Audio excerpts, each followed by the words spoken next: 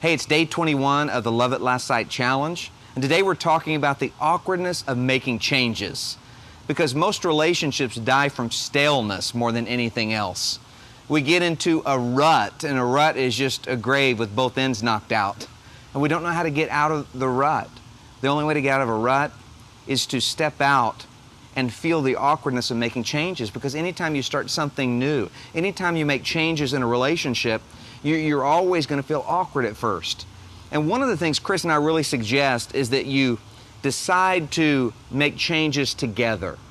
You both are going to grow and change, and people tell me all the time, well, that's just not the person I married, or that's just not the person I started relating to as my best friend. They've changed. Well, of course they've changed, and so have you, because we always change. And the winds of change will blow into every relationship, whether it's a marriage relationship, or whether it's a parent-child relationship, or a friendship, or a business partnership. The winds of change blow into every relationship. And those winds will either blow you apart, or they'll draw you closer together. You have to set your sails to catch the winds of change. First, you have to decide to make some changes together. When you're going the wrong direction, you've got to choose to do some things differently, and sometimes it takes drastic changes. Drastic changes, we talked about that in the art of acting intentionally. You got to get real intentional about it. But then there are going to be some unexpected changes that come into your life. There's no doubt about it. And when those unexpected changes come into your life, the first thing you need to do is have a foundation that never changes. And God says in Malachi 3:6, I am God and I do not change. And the good news is we have a God who never changes. He's the same yesterday, today, and forever.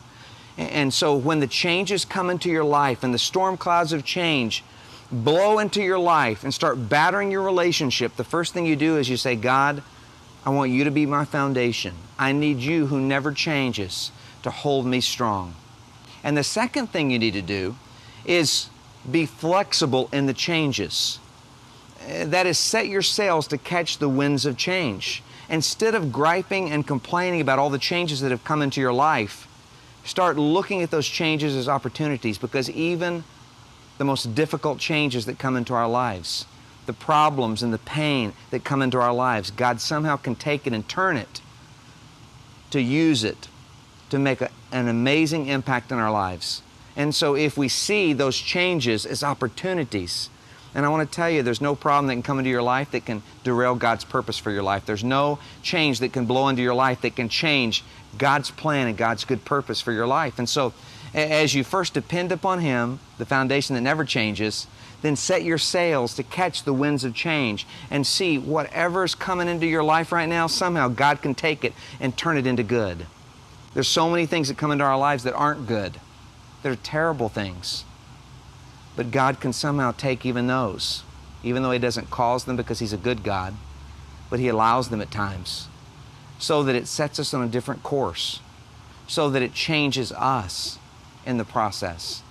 So I just want to say, I'm so proud of you. You're at day 21. You're doing great.